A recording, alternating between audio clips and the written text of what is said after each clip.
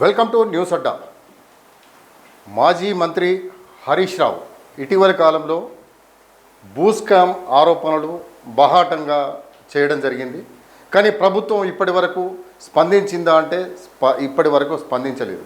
అంటే శంషాబాద్ పరిధిలో దాదాపు 1000 కోట్ల విలువైన ప్రభుత్వ భూమిని ప్రైవేటు వ్యక్తులకు దారాదత్తం చేశారంటూ మాజీ మంత్రి బీఆర్ఎస్ సీనియర్ నేత తన్నీరు హరీష్ రావు ప్రభుత్వంపై సంచలన ఆరోపణలు చేశారు.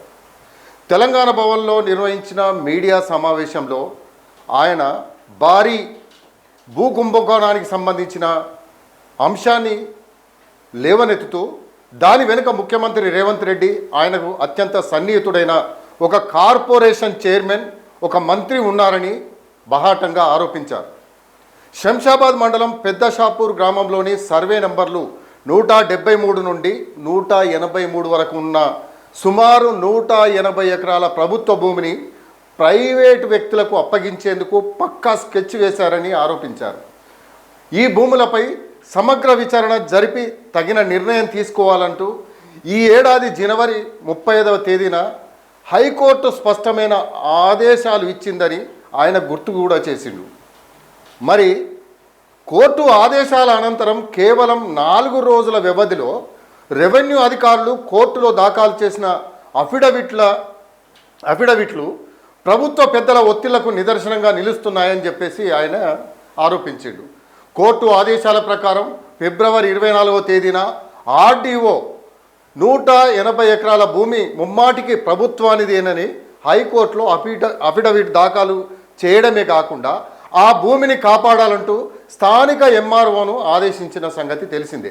కానీ ఆశ్చర్యకరంగా కేవలం 4 రోజుల వ్యవధిలోనే, అంటే ఫిబ్రవరి 28వ తేదీన సదరు ఎంఆర్ఓ హైకోర్టులో దీనికి అంటే ముందు ఇచ్చిన దానికి పూర్తిగా భిన్నమైన అఫిడవిట్ సమర్పించడం జరిగింది. ఆ భూమి ప్రభుత్వానిది కాదని, అది ప్రైవేటు వ్యక్తులకు చెందిన పట్టా భూమి అని పేర్కొంటూ రాత్రికి రాత్రే ఆన్లైన్ రికార్డులో మార్పులు చేశారని హరీష్ రావు ఆరోపించారు. ఒకే భూమి గురించి 2 ప్రభుత్వ అధికారులు, జిల్లా కలెక్టర్ కానీ సీసీఎల్ఏ కానీ అనుమతి లేకుండా హైకోర్టులో వేర్వేరుగా అఫిడవిట్లు ఎలా వేస్తారని హరీష్ రావు ప్రశ్నించారు. ఈ 1000 కోట్ల స్కామ్ బయటకు రాగానే కేవలం తహసీల్దార్ను బదిలీ చేసి ప్రభుత్వం చేతులు దులుపుకుందని ఆగ్రహం వ్యక్తం చేసిండు. మరి ఉన్నతాధికారులు, ప్రభుత్వ పెద్దల ప్రమేయం లేకుండా ఇంత సాహసం చేసే ధైర్యం ఒక చిన్న అధికారికి ఉండదని, అందుకే ఈ వ్యవహారంపై తక్షణమే సిట్ లేదా సిఐడితో విచారణ జరిపించాలని ఆయన డిమాండ్ చేశారు.